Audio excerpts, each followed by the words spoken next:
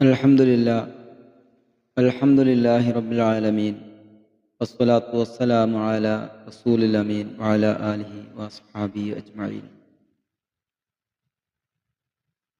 പ്രിയ സുഹൃത്തുക്കളെ, അസ്സലാമു അലൈക്കും. ഇന്ന് നമ്മൾ പഠിക്കുന്നത് സൂറത്ത് ഷംസ് ആണ്. സൂറത്ത് ഷംസ് ആത്മാവിൻ്റെ ശുദ്ധീകരണവും അതിൻ്റെ ഫലങ്ങളുമാണ് അതിൻ്റെ ഉള്ളടക്കം. വിജയിക്കണമെങ്കിൽ ആത്മാവിനെ ശുദ്ധീകരിക്കണം എന്നാണ് ഈ സൂറത്തിലൂടെ അള്ളാഹു നമുക്ക് മനസ്സിലാക്കി തരുന്നത്.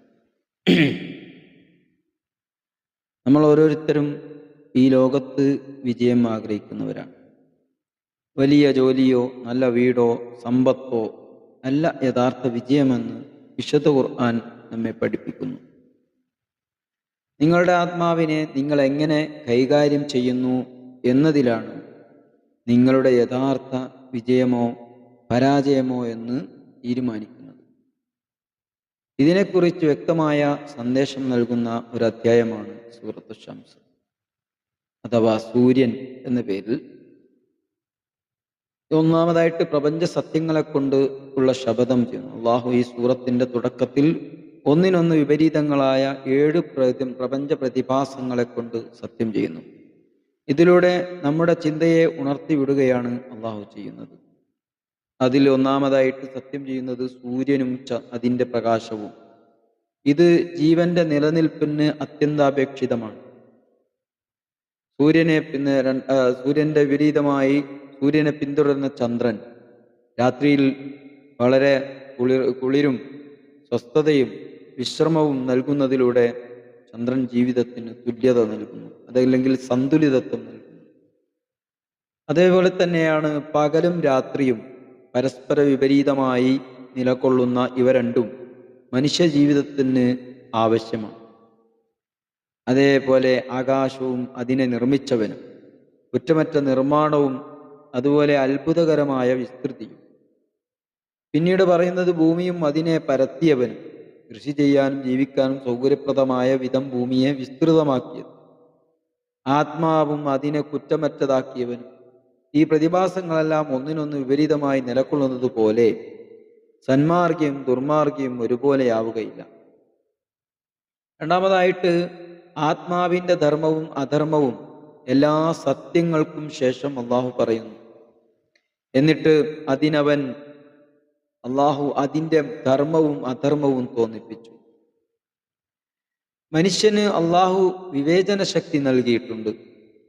സത്യവും അസത്യവും നന്മയും തിന്മയും ധർമ്മവും അധർമ്മവും മനസ്സിലാക്കാനുള്ള കഴിവും നമുക്ക് നൽകിയിട്ടുണ്ട്. സത്യം, സ്നേഹം, ധർമ്മം, പരസ്പര സഹായം എന്നിവ നല്ലതായി കരുതാനും കളവ്, ചതി, വഞ്ചന, ചൂഷണം തുടങ്ങിയവ ഇഷ്ടപ്പെടാതിരിക്കാനും ഈ ബോധം നമ്മെ സഹായിക്കുന്നു. ഈ ബോധം മനസ്സിൽ മുളപ്പിച്ചത് അള്ളാഹുവാണ്. മൂന്നാമതായിട്ട് വിജയവും പരാജയവും തീരുമാനിക്കപ്പെടുന്നത് ഇവിടെയാണ്. സൂറത്തിന്റെ കേന്ദ്ര സന്ദേശം വരുന്നതും ഇവിടെയാണ്. ധർമ്മവും അധർമ്മവും തിരിച്ചറിയാനുള്ള ബോധം നൽകിയ ശേഷം നാം ഏതു വഴി തിരഞ്ഞെടുക്കുന്നു എന്നതിലാണ് വിജയം. തീർച്ചയായും വിജയിച്ചിരിക്കുന്നു ആത്മാവിനെ ശുദ്ധീകരിച്ചവൻ. തീർച്ചയായും പരാജയപ്പെട്ടിരിക്കുന്നു അതിനെ ചവിട്ടിത്താഴ്ത്തിയവൻ. നമ്മുടെ ആത്മാവിനെ, നമ്മുടെ നഫ്സിനെ എങ്ങനെ കൈകാര്യം ചെയ്യുന്നു എന്നതിലാണ് നമ്മുടെ ജീവിത ഫലം. ആത്മാവിനെ ശുദ്ധീകരിക്കുക, സക്ക എന്നാണ് പ്രയോഗിച്ചിരിക്കുന്നത്. അത് ധർമ്മത്തിന്റെ വഴി തിരഞ്ഞെടുക്കുകയും നന്മകൾ ചെയ്ത് മനസ്സിനെ കളങ്കങ്ങളിൽ നിന്ന് ഒഴിവാക്കുകയും ചെയ്യുക. അതുപോലെ തന്നെ ആത്മാവിനെ ചവിട്ടിത്താഴ്ത്തുക, ഇത് അധർമ്മത്തിന്റെ വഴി തിരഞ്ഞെടുക്കുകയും ദുസ്വഭാവങ്ങൾക്കും പാപങ്ങൾക്കും മനസ്സിനെ അടിമപ്പെടുത്തുകയും ചെയ്യുകയാണ്. നാലാമതായി ഇവിടെ പറഞ്ഞിരിക്കുന്നത് ചരിത്രത്തിലെ പാഠം, അതായത് ചരിത്രത്തിൽ നിന്ന് സമൂത് ഗോത്രത്തിന്റെ വിധി. അത് ആത്മാവിനെ ശുദ്ധീകരിക്കാത്തവർക്ക് എന്ത് സംഭവിക്കുമെന്നതിൻ്റെ ഉദാഹരണമായിട്ട് സമൂത് ഗോത്രത്തിന്റെ കഥയാണ് അള്ളാഹു പറയുന്നത്. അവരുടെ ധിക്കാരം, സമൂത് ഗോത്രം അവരുടെ ധിക്കാരം കാരണമാണ് സത്യത്തെ നിഷേധിച്ചത്. പ്രവാചകൻ സല്ലല്ലാഹു അലൈഹി വസല്ലമ സ്വാലിഹ് നബി അലൈഹിസ്സലാം അവരിലേക്ക് നിയോഗിക്കപ്പെടുകയും അള്ളാഹുവിൻ്റെ ഒട്ടകത്തിന് ഉപദ്രവിക്കുക, അതായത് അവർക്ക് ദൃഷ്ടാന്തമായി ഒട്ടകത്തെ നൽകുകയും ആ ഒട്ടകത്തെ ഉപദ്രവിക്കരുത് എന്ന് അദ്ദേഹത്തിന് താക്കീത് ചെയ്യുകയും ചെയ്യുന്നു. എന്നാൽ അവരുടെ കൂട്ടത്തിൽ ഏറ്റവും ധിക്കാരിയായ ഒരാളെ വിളക്കിവിട്ട് അവർ ആ ഒട്ടകത്തെ കൊന്നുകളയുകയാണ് ചെയ്യുന്നത്. അവരുടെ ഈ കുറ്റം കാരണം അവരുടെ റബ്ബ് അവരുടെ മേൽ സർവനാശം നിർത്തി. ഭീകരമായ ഭൂകമ്പത്തിലും കൊടുങ്കാറ്റിലും പെട്ട് ആ ജനത ഒന്നടങ്കം നശിച്ചുപോയി. സ്വന്തം ആത്മാവിനെ ദുർമാർഗത്തിലേക്ക് വിട്ടുകൊടുത്തതിൻ്റെ ഫലമാണ് ആ ജനത അനുഭവിച്ചത്. നമ്മുടെ ചിന്ത, നമ്മുടെ വാക്ക്, നമ്മുടെ പ്രവൃത്തി എല്ലാം നമ്മുടെ ആത്മാവിനെ ശുദ്ധീകരിക്കാനുള്ള വഴിയായിരിക്കണം. നന്മയും തിന്മയും തിരിച്ചറിയാനുള്ള കഴിവുപയോഗിച്ച് നന്മ മാത്രം തിരഞ്ഞെടുക്കാൻ ശ്രമിക്കുക. കാരണം ഈ ജീവിതത്തിലെ എല്ലാ പരിശ്രമങ്ങളുടെയും ഫലം നാം നമ്മുടെ ആത്മാവിനെ എങ്ങനെ നിലനിർത്തി എന്നതിനെ ആശ്രയിച്ചായിരിക്കും. ഇത്